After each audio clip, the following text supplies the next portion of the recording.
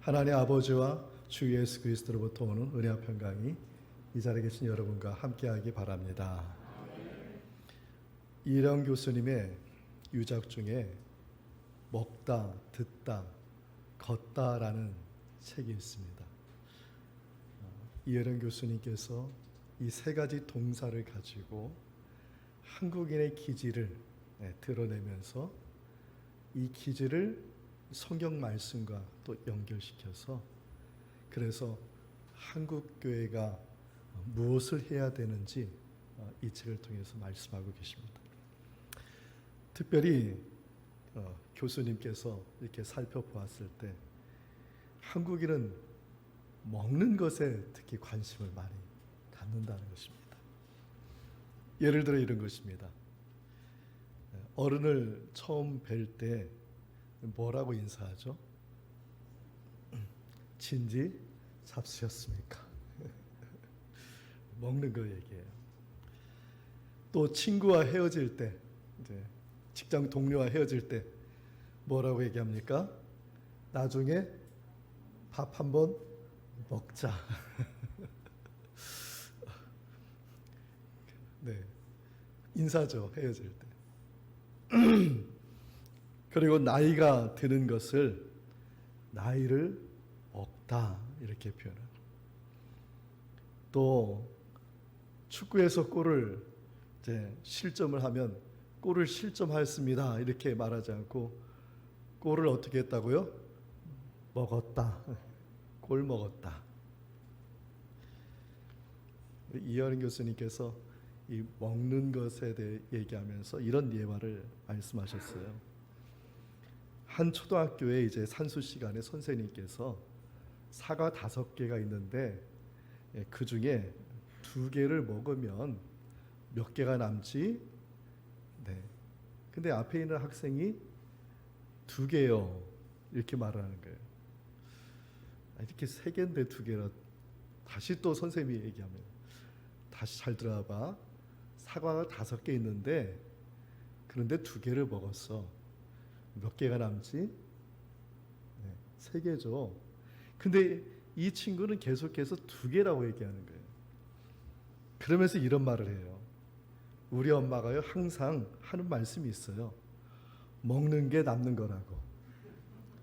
네, 하나를 더 먹어서 2개라는 거예요. 이혜령 교수님은 이러한 일상의 언어에서 인간의 실존 문제를 좀 보셨습니다.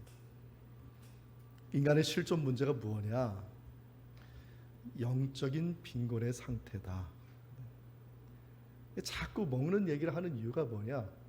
빈곤하기 때문에 먹는 얘기하는 거고 이게 물질적 빈곤이 아니라 영적인 빈곤이 있기 때문에 그래서 자꾸 먹는 표현을 여기저기 갖다 붙이는 것이다. 이 영적인 빈곤은 한국뿐만 아니라 어느 시대, 어느 나라, 어느 민족에게 다 나타나는 현상입니다. 예수님 당시에도 한 사람이 지금 예수님께 왔습니다. 근데 이 사람의 이렇게 스토리를 보니까 영적인 빈곤이 있는 사람이었어요. 그 사람은 율법 교사였습니다. 이 율법 교사가 어떤 영적인 빈곤이 있었기에 예수님께 나와야 했을까? 율법 교사는 율법을 연구하는 삶이거든요. 그 당시 최고의 학문이 율법이고 최고의 지식이 율법이에요. 그런데 답을 찾지 못하는 거예요. 그래서 그 갈급함에 예수님께 나왔어요. 저는 크게 한 3가지의 빈곤이 있다고 저는 보는데, 첫째는 이 율법 교사는 영생의 기쁨이 빈곤하였습니다. 영생과 기쁨을 따로따로 보는, 영생에 대한 그런 확신도 없고 확신이 없으니까 기쁨이 없는 것이죠. 지금 율법 교사의 지금 상태가 기쁨도 없고 결국은 영생에 대한 확신이 없는 것이죠. 오늘 본문의 25절의 말씀, 율법 교사가 질문하는 말씀인데 함께 읽어보겠습니다. 어떤 율법 교사가 일어나 예수를 시험하여 이르되 선생님 내가 무엇을 하여야 영생을 얻으리까? 아멘. 본문에서 율법 교사가 일어나서 질문했는데 그때 상황이 어떤 상황이냐면 예수님께서 말씀을 가르치고 있는 상황이었습니다. 본문의 좀 앞절에 보면은 좀 더 구체적으로 알 수 있는데요. 예수님께서 70명의 제자들을 각 마을로 보냈고 그 70명의 제자들이 어떤 일을 했냐면 예수의 이름으로 선포하니까 귀신이 물러가고, 할렐루야, 예수의 이름을 선포하니까 병든 자가 고침받고, 할렐루야, 예수의 이름으로 하나님의 나라를 선포한 그 사역을 예수님께 돌아와서 선교 보고를 한 그런 상황. 70명의 이 제자들이 그냥 기쁨과 즐거움으로 가득하였고, 이 선교 보고를 받으신 예수님은 감사하는 마음으로, 기쁜 마음으로 지금 제자들을 모아놓고 무엇이 복이냐 여기에 대해서 가르치고 계셨던 것입니다. 특별히 본문에 나와 있는 복은 무엇이냐? 예수의 이름으로 이루어지는 것을 보는 자가 복되도다. 할렐루야. 복이 뭐냐? 예수의 이름으로 이루어지는 것을 보는 자가 복되도다. 70명, 그 70명을 따른 수많은 무리들이 앞에 있는 데서 감사하고 복의 말씀을 가르치고 있는 상황에서 갑자기 율법 교사가 일어나서 지금 질문한 것입니다. 무엇을 질문했습니까? 선생님, 내가 무엇을 하여야 영생을 얻을 수 있습니까? 여기에서 이 질문할 때 앞에 뭐라고 했냐면 시험하여 일어났다 이렇게 되어 있는데, 이 시험하다는 말을 그냥 그대로 단어적 의미로 봐서는 안 됩니다. 왜냐하면 마가복음에서는 전혀 다르게 표현되어 있기 때문입니다. 마가복음 12장 28절은 율법 교사가요, 예수님이 그 가르치는 그 말씀, 감사하고 그 복된 말씀에 감탄한 나머지 예수님께 진지하게 질문하였다 이렇게 되어 있어요. 마가복음에서. 이 마가복음을 참고해서 기록한 말씀이 누가복음이에요. 그러면 마가복음의 해석을 제외하고 이 누가복음의 말씀만 이해한다면은 충분한 의미가 전달이 되지 않는 것이죠. 다시 말해서 이 누가복음의 시험하다는 말은 뭐냐면은 율법 교사가 단순히 시험하기 위해서 질문한 것이 아니라 정말 자기가 답답한 거예요. 자기의 그 갈급함, 자신의 그 빈곤함을 지금 예수님께 진지하게 묻고 있는 모습이 어떤 사람에는 시험하는 것처럼 보였다는 말씀인 것이죠. 율법 교사가 왜 답답했을까요? 상상해 보십시오. 지금 예수님 주위에 누가 있어요? 선교를 했는데 그 선교가 예수님의 이름을 했을 때 그냥 귀신도 떠나가고 질병도 고쳐지고 하나님 나라가 막 확장되는 거 눈에 보였을 때 그냥 기쁨과 즐거움으로 가득한 70인의 제자들이 이제 앞에 있는 거예요. 그리고 그 고침을 받고 치유받은 사람이 뒤로 따라와서 그 많은 무들이 지금 다 하나님을 찬송하고 있는데 자기 말이 즐겁지도 않고 기쁘지도 않는 것입니다. 성도 여러분, 제가 한 가지 물어보겠습니다. 교회에 나오시니까 기쁘시죠? 네, 얼굴 표정 한번 기쁨을 표정해 보세요. 교회에 나오니까 즐거우시죠? 네, 다시 한번 옆 사람 얼굴 표정 한번 지어보세요. 그런데 나만 기쁘지 않아, 나만 즐겁지 않아. 심각한 것입니다. 지금 너무나 지금 불만이 가득한 거예요. 자기에게는 없는 기쁨, 자기도 영생을 받았다고 생각하는데 그 영생에 대한 기쁨이 없는 것에 대해서 욕구 불만이 있는 것이에요. 여러분이 잘 아는 그 욕구의 그 단계를 정립한 에이브라임 헤럴드 메슬로라는 사람이 있습니다. 이 메슬로라는 사람이 욕구가 다 단계가 있다고 정립을 했습니다. 그래서 가장 낮은 단계가 의식주의 욕구이고, 그 다음 단계가 안전의 욕구이고, 그 다음 단계가 사랑과 인정을 받는 욕구이고, 그리고 최고에 있는 욕구가 뭐냐면 자기 실현의 욕구다, 이렇게 정립을 했어요. 그런데 이 메슬로우는 뭐라고 했냐면 이것이 최고가 아니다. 그 이상의 하나의 단계가 있는데 그 하나의 단계가 뭐냐? 영적인 욕구가 있다. 그래서 이 사람이 이렇습니다.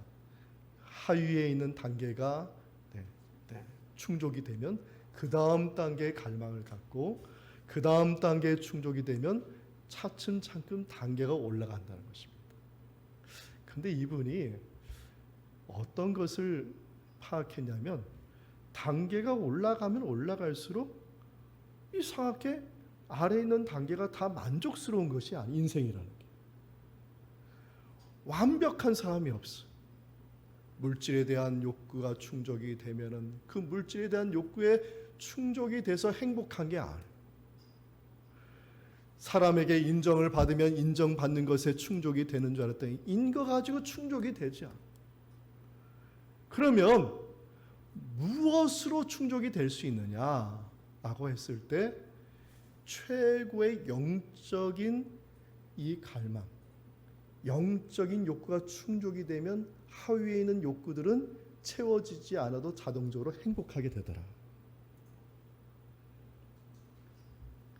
여러분, 신앙생활, 믿음생활 하는데 사람들이 얘기하잖아. 왜 교회 가냐고, 왜 예수님 믿느냐고, 왜 하나님 믿느냐고. 자기가 비교해 보는 거죠. 예수님 믿어서, 하나님 믿어서 왜 뭐라고? 모르는 거예요, 그 사람. 인생의 행복은 최고의 그 욕구가 충족이 될 때 하위에 있는 모든 것이 다 충족이 되는 것이지, 하나하나 된다고 해서 그 욕구가 충족이 되는 것이 아니라는 것을 모르는 것이죠. 그래서 저는 이 시간 여러분에게 이렇게 말씀드리고 싶습니다. 교회 잘 나오셨습니다. 잘 안 나오셨나 봐요. 예수 믿길 잘하셨습니다. 할렐루야. 이 믿음이 있으면 모든 것이 다 행복한데 이걸 안 하고 자꾸 밑에서부터 채우려 하니까 욕구 불만은 만 가득하게 되는 거 아니겠습니까? 우리의 빈 마음에 자꾸 어떤 생각이 들어요? 자꾸 세상적인 걸 집어넣으려면 계속 욕구 불만만 나타나게 되어 있습니다. 요한복음 3장 36절의 말씀 우리 함께 읽어보겠습니다. 아들을 믿는 자에게 영생이 있고 아들에게 순종하지 않은 자는 영생을 보지 못하고 도리어 하나님의 진노가 그 위에 머물러 있느니라. 아멘. 영생은 예수 그리스도를 믿었을 때 영생이 있는 줄 믿습니다. 내가 예수님 믿는데 영생에 대한 확신이 없어. 그건 정말 불쌍한 것입니다. 예수 그리스도도 믿으시고 여러분의 빈 마음에 영생에 대한 영적인 그 욕구가 충만하기를, 그러면 자동적으로 다른 것은 다 행복이 따라오게 됩니다. 이러한 은혜가 이 자리에 계신 여러분에게 함께하기 바랍니다. 우리 옆 사람한테 우리 축복해 볼까요? 교회 잘 오셨습니다. 네, 한 번 더 인사해 볼까요? 예수님 잘 믿으셨습니다. 또 한번 해보겠습니다. 당신 참 행복하겠군요. 네, 할렐루야. 둘째로 이 율법 교사에는 뭐가 지금 채워지지 않았냐면 하나님에 대한 사랑이 채워지지 않아요. 마음이 텅 비어있는 상황. 본문의 26절과 27절의 말씀, 관련된 말씀 우리 함께 읽겠습니다. 예수께서 이르시되 율법에 무엇이라 기록되었으며 내가 어떻게 읽느냐? 대답하여 이르되 내 마음을 다하며 목숨을 다하며 힘을 다하며 뜻을 다하여 주 너의 하나님을 사랑하고 또한 내 이웃을 내 자신같이 사랑하라 하였나이다. 누가복음의 말씀만 보면은요, 이 율법 교사가 말한 것 같이 보여요. 너 어떻게 생각해? 네, 저는 이렇게 생각합니다.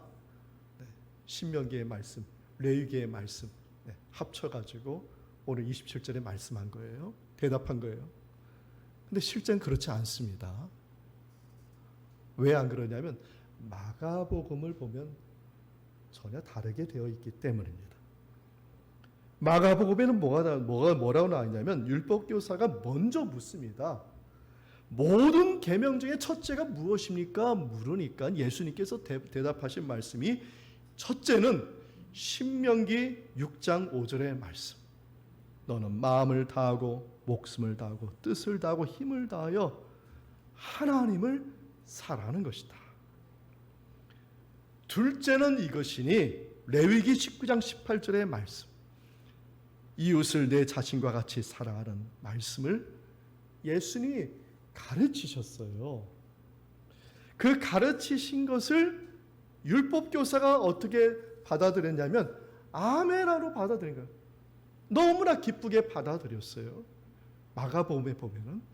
그리고 그 받아들인 그 신명기의 말씀, 레위기의 말씀, 예수님의 말씀을 함축하여서 그가 대답을 했는데 그 대답한 말씀이 오늘 본문의 27절의 말씀인 것이에요.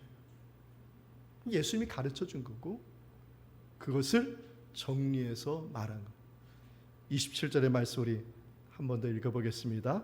대답하여 이르되 내 마음을 다하며 목숨을 다하며 힘을 다하며 뜻을 다하여 주 너의 하나님을 사랑하고 또한 내 이웃을 내 자신같이 사랑하라 하였나이다. 아멘.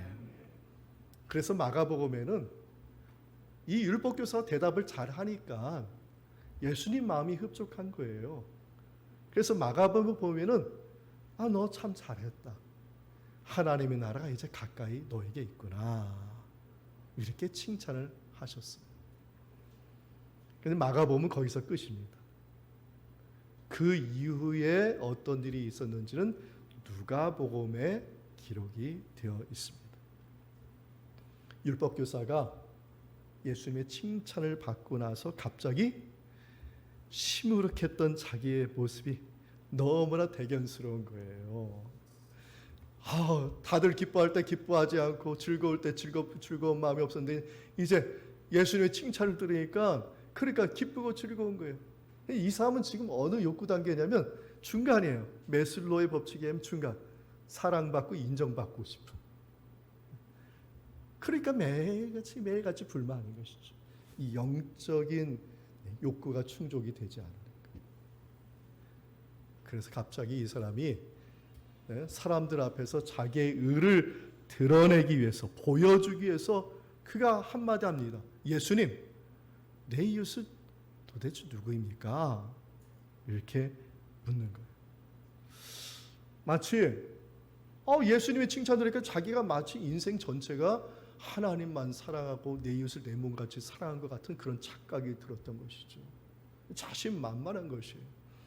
예수님이 그 모습을 보시고서 하신 말씀이 본문에 나온 선한 사마리아인의 비유입니다. 선한 사마리아 얘기 잘 아시죠? 네. 오늘 본문은 너무나 유명한 말씀이기 때문에 참 목사님들이 설교하기 힘든 말씀 중에 하나입니다. 그런데 이제 좀 졸지 마시고 끝까지 들어주셨으면 좋겠습니다. 이 선한 사마리아의 비유는 뭐냐면 예루살렘에서 여리고까지 이게 경사가 져 있는데 이 경사의 이 레벨이 어느 정도냐면 1km, 1000m 정도의 아주 급경사인 것이에요. 그래서 예루살렘에서 여리고, 예루살렘에서 일하는 제사장들과 서기관들이 자기들의 직무를 보고 어디에서 살았냐면 여리고에서 주로 살았던 것이죠.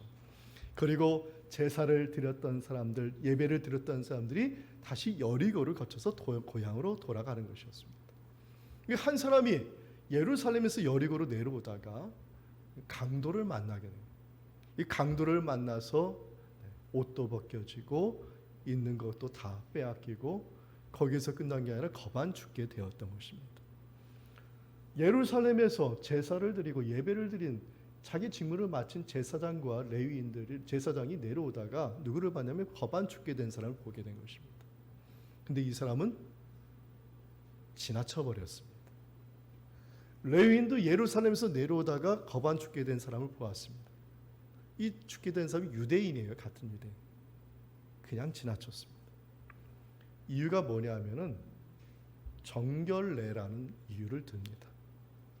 시체를 만져도 안 되고 부정한 것을 만져도 안 되는 그런 정결례가 있기 때문에 핑계 삼아 다 내려온 거예요.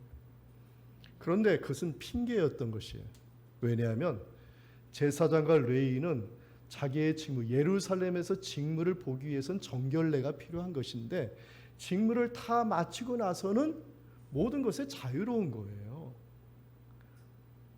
그래서 거반 죽게 된 그 사람을 충분히 도와줄 수 있는 상황이에요.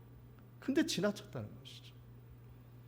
그런데 마지막 사람 한 사람이 나타나는데 예루살렘에서 예배를 드리고 돌아가는 사마리아 사람이 이 거반 죽게 된 사람을 발견하고 불쌍히 여겨서 도와주어서 그 생명을 살리게 됐다는 내용이 선한 사마리아인의 비유인 것입니다. 그런데 율법 교사는 이 말씀을 듣고 이 비유의 말씀을 듣고 기분이 좋은 것이 아니라 기분이 매우 나빴던 거예요. 왜냐하면 원수로 지내는 사마리아인이 도와줬다는 그 자체가 기분 나빠.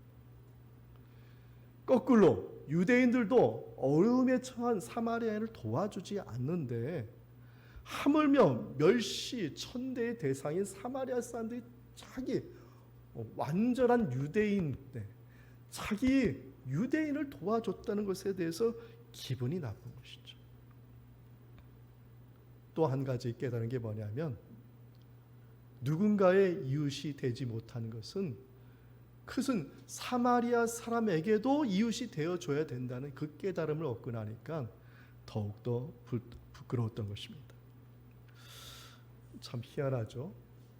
말씀을 공부하고 연구하면 사람이 하나님의 사랑으로 가득해야 되는데 하나님의 사랑은 성경 말씀에 누구는 주고 누구는 안 주고 이렇게 하지 않고 모든 사람의 그 사랑을 나눠주라고 이렇게 되어 있는데 근데 율법교사는 누구에게는 주고 누구에게는 안 주고 누구에게는 줄까 말까 고민하고 있다는 것이죠. 왜 그럴까요? 하나님의 사랑을 받으면 그 받은 대로 주면 되는 거예요. 할렐루야. 고민할 거 없어요. 근데 인간의 문제는 뭐냐면 하나님의 사랑을 받고 이것을 줄까 말까 이 생각하고 give and take 줬으니까 받아야지 이 생각하고 하나님의 사랑을 쪼개기 시작하고 재단하기 시작해서 그래서 하나님의 사랑이 사랑 같지 않는 인간이 죄로 물든 인간의 모습이 그런 모습인 것 같습니다. 여러분 그리스 신화에 프로크루스테스 침대 이야기가 있습니다. 이 프로크루스테스 침대 이야기는 뭐냐 하면은 이 프로크루스테스가 아테네로 가는 그 길목에다가 자신의 집을 짓고 지나가는 나그네들 다 집으로 이끌어가지고 자기 침대에 눕히게 되는 거죠. 그래서 그 침대보다 그 사람이 키가 작으면 키를 늘리고, 그리고 침대보다 그 사람이 크면 다리를 자르는 거예요. 그러니까 이 프로크르스테스의 이 집에 들어간 사람은 어떻게 돼요? 죽거나 불구가 되고 마는 것입니다. 우리는 지금 하나님의 사랑을 그렇게 전하고 있지 않은가 생각하게 됩니다. 왜 그렇게 할까? 하나님의 사랑을 모르는 것이 아닌가? 밥 먹여주고 입혀주고 40년 동안 광야 생활을 하면서 하늘의 만나와 고기로 하나님께서 40년 동안 입혀주니까 그게 하나님의 사랑이라고 했던 그 사람들은 어떻게 했어요? 입에 그냥 불평불만만 가득했어. 하나님의 사랑을 받았어요. 이게 하나님의 사랑이라는 걸 알았어요. 근데도 불평. 정말 중요한 걸 모르는 거예요. 정말 중요한. 매일같이 일어나서 간밤에도 나를 재워주신 하나님 감사합니다. 간밤에도 정말 하나님 지켜주셔서 감사합니다. 아버지 하나님, 오늘도 이렇게 사업이 잘 되게 해서 감사합니다. 분명히 알아요. 그런데 왜 우리는 그 사랑을 다른 사람에게 주지를 않는 것일까? 하나님의 사랑, 찐 하나님의 사랑, 찐 하나님의 사랑을 모르기 때문에, 그걸 모르면 하나님의 사랑을 아는 게 아니에요. 요한일서 4장 10절 말씀 함께 읽겠습니다. 사랑은 여기 있으니 우리가 하나님을 사랑하는 것이 아니요 하나님이 우리를 사랑하사 우리 죄를 속하기 위하여 화목제물로 그 아들을 보내셨습니다. 아멘. 하나님의 찐사랑이 뭐냐? 예수 그리스도의 그 십자가의 사랑을 아는 것이 하나님의 찐사랑. 만약 내가 하나님의 사랑을 안다고 하면서도 십자가의 사랑을 모른다, 하나님의 사랑 모르는 거예요. 그런데 그 십자가의 사랑을 경험하고 십자가의 사랑에 눈물 나고 그 십자가의 사랑으로 말미암아 정말 가슴 치면서 회개한 사람은요, 그냥 그 십자가의 사랑 그대로 남에게 전하는 삶이 된다는 것이죠. 저는 이 자리에 계신 여러분들, 하나님의 그 찐사랑, 십자가의 사랑을 경험하시기를 주님의 이름으로 축원드립니다. 그러면은요, 마땅히 사랑하게 되어 있어요. 요한일서 4장 11절 말씀입니다. 함께 읽겠습니다. 사랑하는 자들아, 하나님이 이같이 우리를 사랑하셨은즉 우리도 서로 사랑하는 것이 마땅하도다. 아멘. 사도 요한이 얘기하는 거예요. 십자가의 사랑이 있으면 당연히 사랑을 주는 것이 이것이 마땅하다는 것이죠. 저를 따라서 보겠습니다. 내 마음속에 십자가의 사랑이 충만합니다. 할렐루야. 지금 여러분의 빈 마음, 세상의 물질 걱정, 사업 걱정, 여러 가지 염려와 두려움이 가득한 거 압니다. 그러나 그 마음에 지금 여러분이 붙잡아야 될 것은 나를 위해서 예수 그리스도를 보내주신 그 십자가의 사랑을 여러분 마음에 채우는 것입니다. 여러분 마음에 채우시기를 주님의 이름으로 축원드립니다. 이게 최고의 복인 것이죠. 이것이 일어나면 그 나머지는 채워지게 되어 있다는 것이죠. 세 번째, 율법 교사에게는 무엇이 부족했냐면 한마디로 말하면 믿음이 부족한 사람이었다. 관련된 말씀 본문 36절과 37절의 말씀을 함께 읽겠습니다. 내 생각에는 이 세 사람 중에 누가 강도 만난 자의 이웃이 되겠느냐? 이르되 자비를 베푼 자니이다. 예수께서 이르시되 가서 너도 이와 같이 하라 하시니라. 아멘. 이 본문에 나온 세 사람이라는 것은 제사장과 레위인과 사마리아 사람을 말하는 것입니다. 그래서 지금 예수님께서 말했어요. 그럼 누가 선한 누가 선한 행동을 했느냐? 그랬을 때 누가 이 강도받는 자의 이웃이 되었느냐? 이렇게 물었을 때 이 율법 교사가 자신 있게 사마리아 사람이다 이렇게 말하지 못했어요. 왜 그러냐면 서로 원수 관계에 있기 때문에 인정할 수가 없는 거예요. 그래서 아주 간단히 말했죠.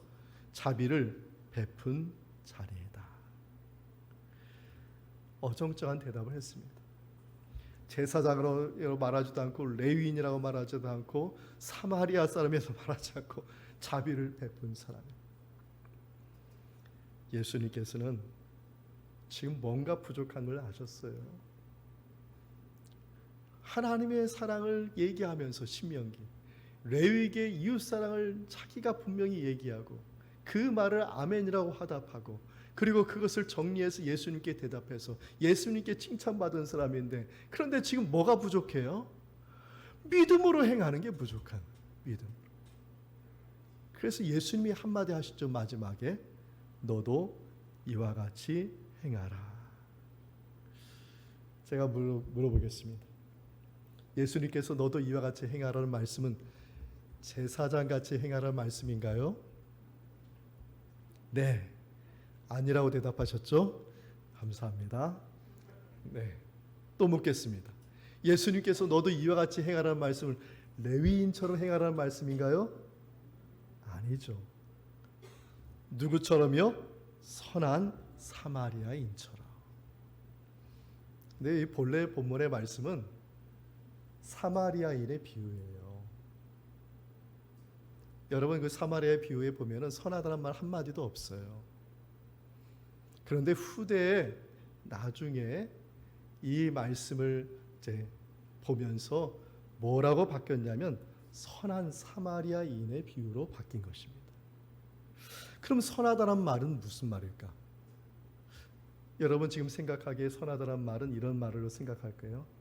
착하다. 이 사람이 지금 착한 일을 했으니까. 그 다음에 이 사람의 지금 법안 죽게 된 사람을 생명을 살렸다. 그리고 힘써 도왔다. 아, 그럼 이 사람은 선하다. 그래서 선한 사마리아인이다 붙여질 거라 생각하는데 그렇지가 않습니다. 여러분의 세상의 법에 선한 사마리아인의 법이 있는데 거기에 나와 있는 선한의 의미가 아닙니다. 성경에서의 선하다는 말은 무슨 말이냐면 창세기 1장에 나와 있습니다. 하나님께서 세상을 며칠 동안 창조하셨죠? 네, 맞습니다. 네, 6일 동안 창조하셨습니다. 네. 그러면 6일 동안 창조하실 때마다 하신 말씀이 있습니다. 심히 좋았더라. 그러면 하나님께서 이 세상을 창조하실 때 무엇으로 창조하셨나요? 말씀으로 창조하셨죠.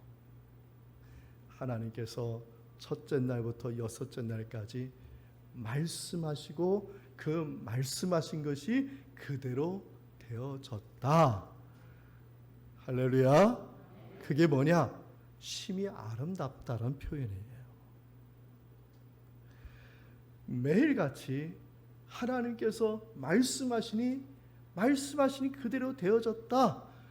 그 마지막 피어리어드가 뭐냐? 점이 뭐냐? 감탄사가 뭐냐? 심히 좋았더라. 이 좋았다란 말은 히브리어로 그리고 헬라어로 선하다란 말입니다. 그러면 이 창세기 1장에 있는 말씀을 지금 누가복음 10장에 있는 선한 사마리아에서 선하다란 말로 옮겨오면은 지금 선하다란 말은 무슨 말이냐면 말씀대로 순종했다는 말씀인 것이죠. 제사장이요, 신명기의 말씀, 레위기의 말씀 다 알고 있어요. 무엇이 첫째 계명이고 무엇이 둘째 계명이고 다 알고 있어요. 그런데 어떻게 했어요? 그냥 지나쳐버렸죠. 레위인도 그냥 지나쳐버렸어요. 근데 사마리아 사람은 왜 멈췄을까? 네? 왜 멈췄을까? 말씀대로 순종한 것이죠. 말씀대로. 말씀대로 사랑하라고 하니까 사랑한 것이에요. 그래서 사랑하였더니 어떻게 돼요? 생명을 살리는 삶이 된 것이죠. 저는 이 자리에 계신 여러분들, 세상에 나가서 착한 일 그리고 아름다운 일을 하지 말라는 것이 아닙니다. 저는 그리스도인이면 더욱더 착하고 아름답고 그리고 사람들에게 본이 되는 행동을 해야 된다고 저는 생각합니다. 그러나 선하게 사는 것은 뭐냐? 그리스도인에게 말씀대로 순종하는 거예요. 할렐루야. 세상에 나서 말씀대로 사는 거예요. 그것을 선하다, 선한 사마리아이다 말하고 있는 것입니다. 말씀대로 살지 않는 이유는 무엇이죠? 이게 바로 믿음의 문제인 것입니다. 오늘 하나님의 말씀을 들었어. 나도 이 말씀대로 살아야 돼. 근데 세상에 나가서 고민하는 것이죠. 할까 말까, give and take, 쪼개고 재단하고 재단해. 그게 아니라 그냥 하나님의 말씀에서 믿고 그 말씀대로 되어질 것이다. 그 말씀대로 행하는 자에게 복이 있을 것이다. 그 말씀대로 믿고 행하는 자에게 하나님께서 은혜를 주실 것이다. 할렐루야. 이 믿음이 필요한 것인데 지금 이 사람에겐 그 믿음이 없는 것이에요. 이것이 초대교회의 문제였습니다. 사도 바울 전도를 하고 예수님을 믿겠는데 이 사람들이 도통 행하지 않는 거예요. 갈라디아서 5장 6절의 말씀 함께 읽겠습니다. 그리스도 예수 안에서는 할례나 무할례나 효력이 없으되 사랑으로서 역사하는 믿음뿐이다. 네, 행하라는 것이죠. 믿음으로 행하라. 야고보서 2장 26절의 말씀 우리 함께 읽겠습니다. 영혼 없는 몸이 죽는 것 같이 행함이 없는 믿음은 죽은 것이니라. 아멘. 성경 말씀에 보면 예수님께서 화가 나신 적이 몇 번 있어요. 그 중에 주로 바리새인들, 종교인들을 두고 화가 나셨는데 일반 대중을 보고 화가 나신 적이 있어요. 어떤 때면 마가복음 9장에 나와 있는 말씀입니다. 귀신 들린 아이를 고치고자 아버지가 귀신 들린 아이를 데리고 왔는데 근데 이 아이를 제자들에게 고쳐달라고 했더니 제자들이 못 고친 거예요. 그랬더니 이 아버지가 불평불만하는 거예요.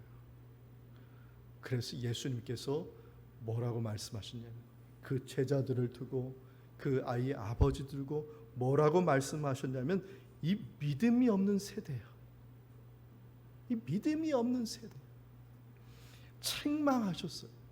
그리고 나서 그 믿음이 없는 세대를 두고 뭐라고 선언하셨느냐? 마가복음 9장 23절 말씀입니다. 우리 함께 큰 소리로 읽어보겠습니다. 예수께서 이르시되 할 수 있거든이 무슨 말이냐? 믿는 자에게는 능히 하지 못할 일이 없느니라 하시니. 아멘. 사랑하는 성도 여러분, 우리들의 마음이 왜 비어 있을까요? 왜 빈곤할까요? 혹시 믿음의 마음이 없는 건 아닐까요? 여러분 지금 마음속에 예수 그리스도를 믿는 그 믿음, 그리고 믿는 자에게 능치 못함이 없던 그 믿음, 그 마음으로 충만하시기를 주님의 이름으로 축원드립니다. 믿음은 행하는 것입니다. 그 행하는 삶이 누구냐? 선한 사마리아인인 것입니다. 우리 예배드리는 우리 모든 성도들이 선한 사마리아인이 되기를 주님의 이름으로 축원드립니다. 우리 옆에 있는 분에게 우리 이렇게 말해볼까요? 선한 사마리아인이 됩시다. 선한 사마리아인이 됩시다. 아멘. 이 말씀의 은총이 예수 그리스도 안에서 여러분의 마음과 생각을 지키시기 원합니다. 아멘.